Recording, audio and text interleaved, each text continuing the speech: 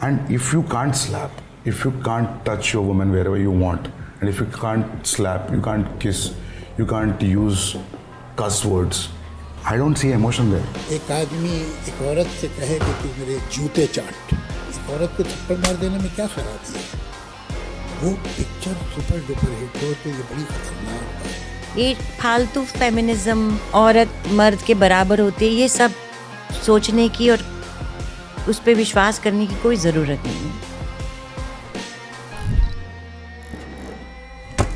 900 crore plus का world wide collection कर चुकी है द फिल्म एनिमल, जिसने पूरे इंडियन सिनेमा का लैंडस्केप ही बदल दिया है। तब भी जब इसके ऊपर मिसोजिनी के लेबल्स लग चुके हैं, ये तो बदलावट की बात थी, पर 2012 में एक पूरा टीचर कम्युनिटी सदमे में आ गया जब Saint Mary's Anglo Indian school के 9वीं कक्षा के छात्र मोहम्मद इरफान ने अपने ही टीचर उमा महेश्वरी का खुलेआम स्कूल में कई बार चाकू घोंपकर हत्या कर दी, जस्ट बिकॉज उस टीचर ने इरफान के पेरेंट्स को उसके बिगड़े परफॉर्मेंस के बारे में कंप्लेन कर दिया। न्यूज शॉकिंग तब हो गया था जब द हिंदू रिपोर्ट के पुलिस द्वारा पूछताछ के दौरान लड़के ने ये कहा कि उसने हाल ही में एक हिंदी फिल्म अग्निपथ देखी थी, जिसमें हीरो था ऋतिक रोशन, और उससे प्रभावित या इन्फ्लुएंस होकर के उसने ऐसा काम किया। तो आपके दिमाग में भी ये क्वेश्चन आ रहा होगा कि आखिर किस हद तक कोई फिल्म का वायलेंस, गोरीनेस, ग्राफिक सीन्स या फिर जो कॉन्सेप्ट्स बहुत प्रिवेलेंट हैं वो किसी इंडिविजुअल को किस हद तक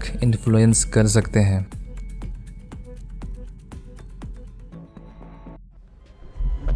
वो देखो आपके सामने बैठे हुए, क्या होगा इनके साथ?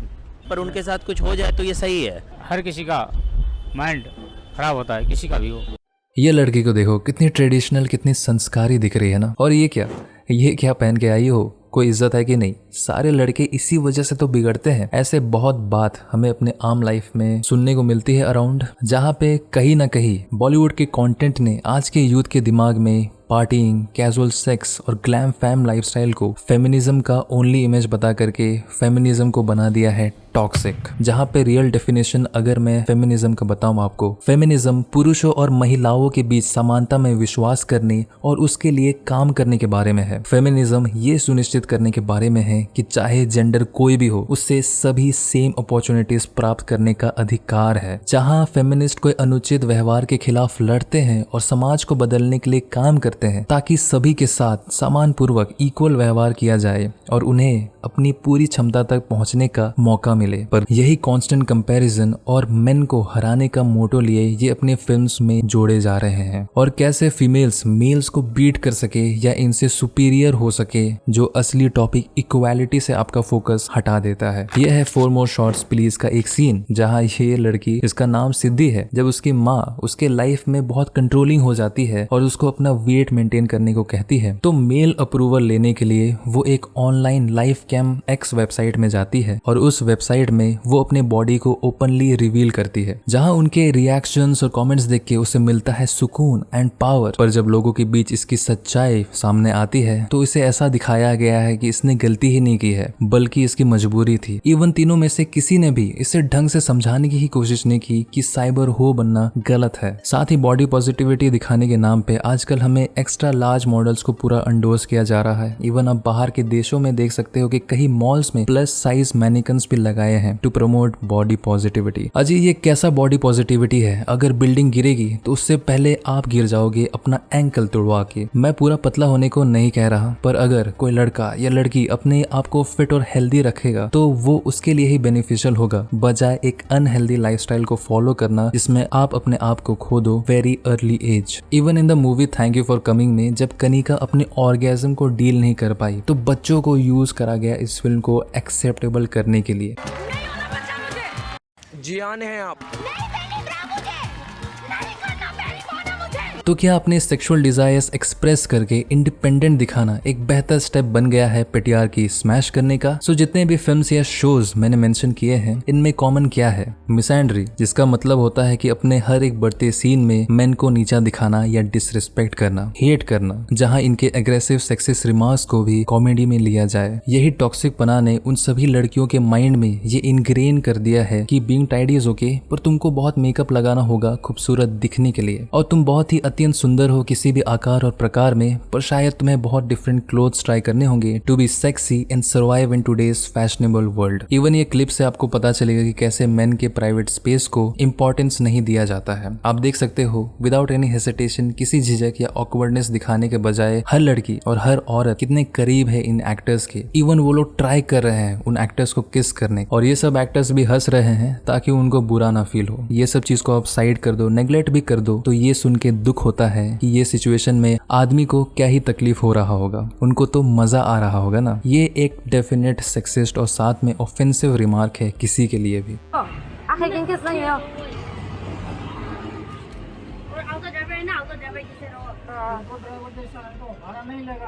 तो अच्छा से बोला चला, मालिक को कहाँ से देगा? तो हम लोग ने नहीं देगा बोला, देगा बोला तो बाद में बोला देगा, तो बाद में मालिक मानेगा, और कहाँ से देगा मालिक को? आपका हाथ ऊपर में मत जाओ, पूरा होगा ना, दिमाग है ना, चुपचाप हो भी नहीं, एक थप्पड़ देगा। लड़की को कभी भी ऐसे जबान मत लाओ। क्या जबान लगाया हम? पर फिल्म्स ने सोसाइटी के ऊपर एक परसेप्शन क्रिएट कर दिया है because of gender, looks and colour, जिसको आप आम जिंदगी में देख सकते हो।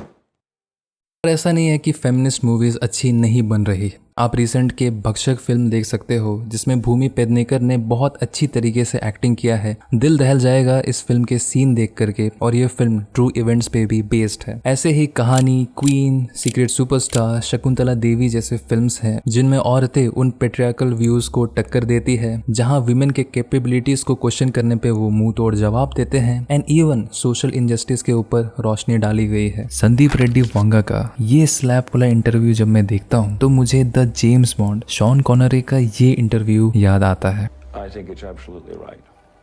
To give a good slap. Yeah, absolutely.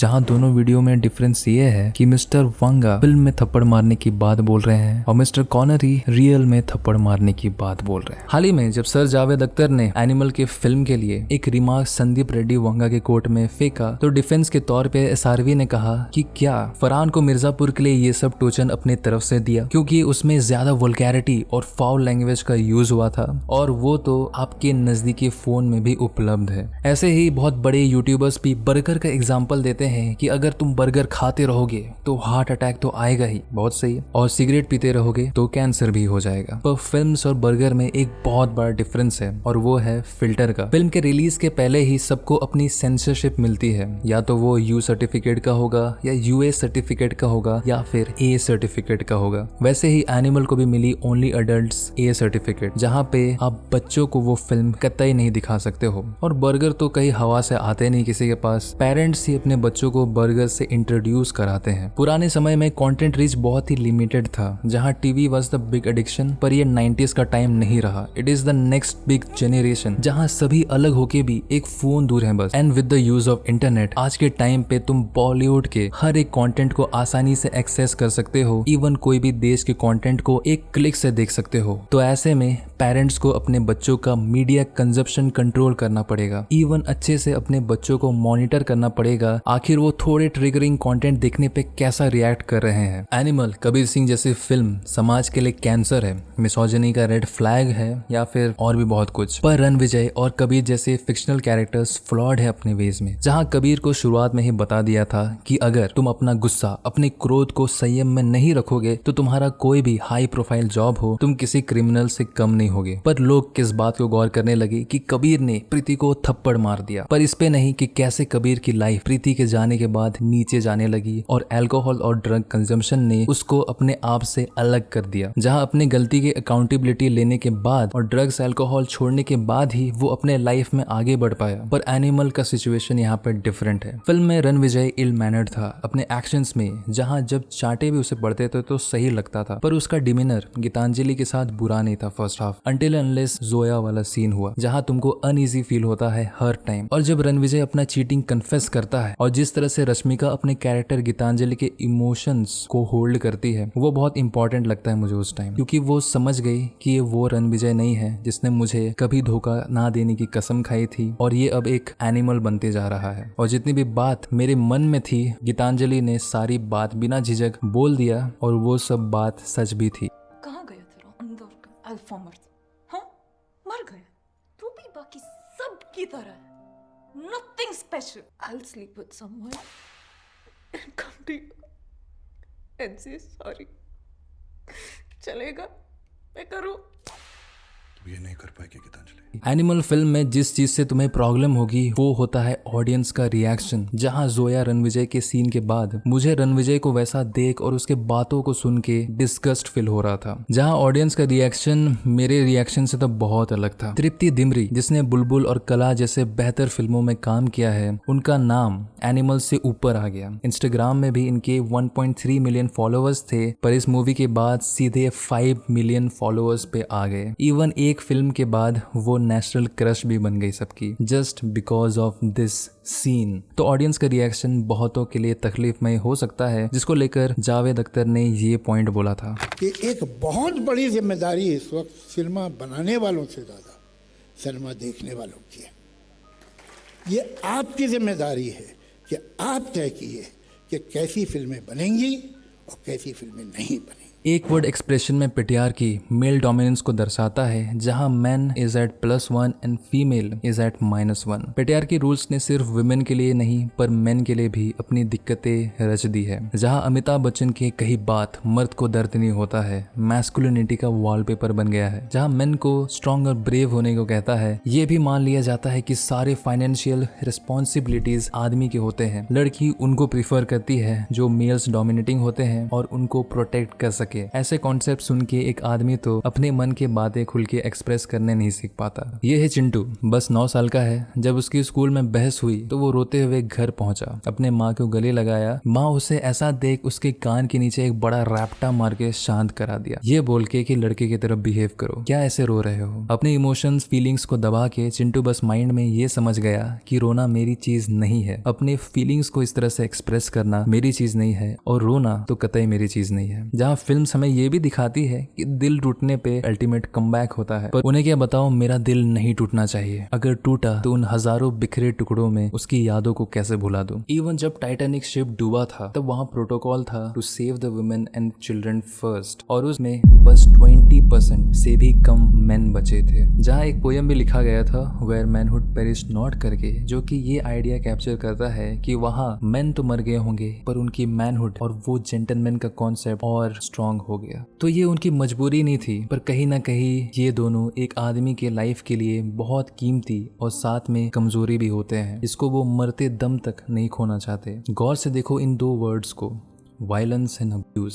Imagine करो एक लड़का और लड़की खड़े हैं, तो विक्टिम और कल्प्रिट के रूप में आप किसको देखते हो? जब आप विक्टिम सुनते हो तो आपके दिमाग में एक लड़की इमेजिन होगी, और एक कल्प्रिट आप सुनोगे तो आपके दिमाग में एक मेल इमेजिन होगा। बाय डिफॉल्ट एक नॉर्म लोगों के दिमाग में फिल्म्स और शोज ने इन्फ्यूज कर दिया है कि हिंसा, प्रताड़ना सिर्फ फीमेल्स के साथ हो सकते हैं और मर्द के साथ ऐसा नहीं होता होगा। पर आप शॉक हो जाओगे कि कैसे घरेलू हिंसा का शिकार एक आदमी भी होता है। नेशनल क्राइम रिपोर्ट ब्यूरो के 2020 के सुसाइड रिपोर्ट में ये बताया कि कैसे मेल की सुसाइड रेट्स फीमेल से ज्यादा थी, जहां 2020 में 1,53,052 लोग ने देश में सुसाइड किया था, और इसमें लगभग 1,08,532 लोग मेल थे और 44,498 लोग फीमेल्स। इसका मेल परसेंटेज बनता है 70.9% और फीमेल्स 29.1%। जहां इन सुसाइड्स का रीजन हमेशा डीवी नहीं रहा होगा, पर किसी केस में हिंसा और प्रताड़ना ऐसा कदम लेने में एक इंसान को मजबूर करा सकता है। इवन अगर आप में से किसी ने बिग बॉस शो देखा होगा, स्पेशली सीजन 13 जो कि फेमस था सिद्धार्थ शुक्ला के वजह से, उसमें भी एक इंसिडेंट हुआ था।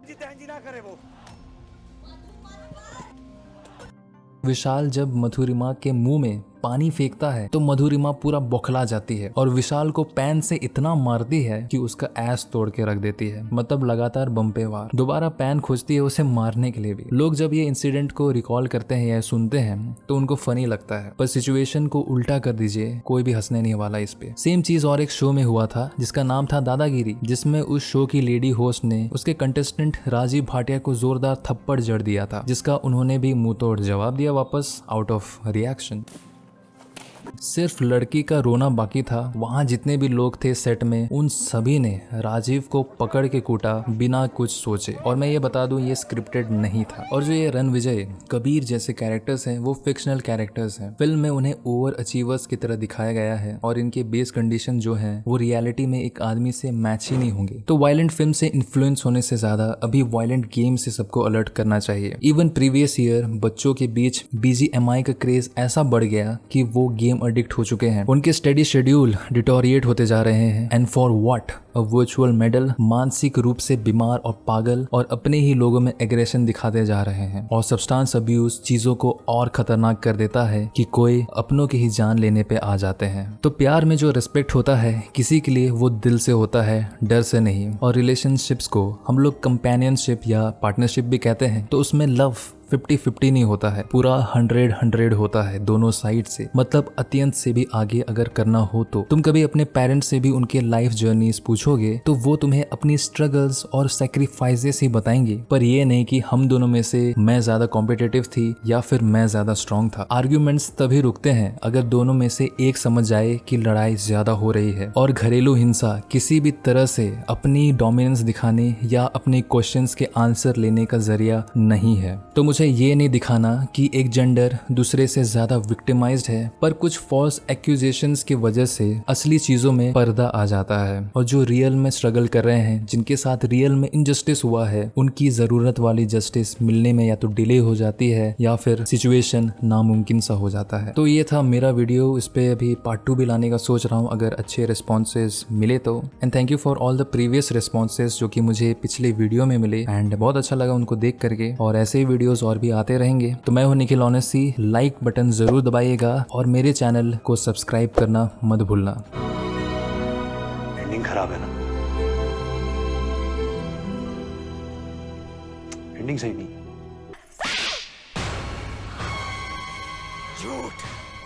झूठ बोल रही है तू। मैं कोई झूठ नहीं कह रही।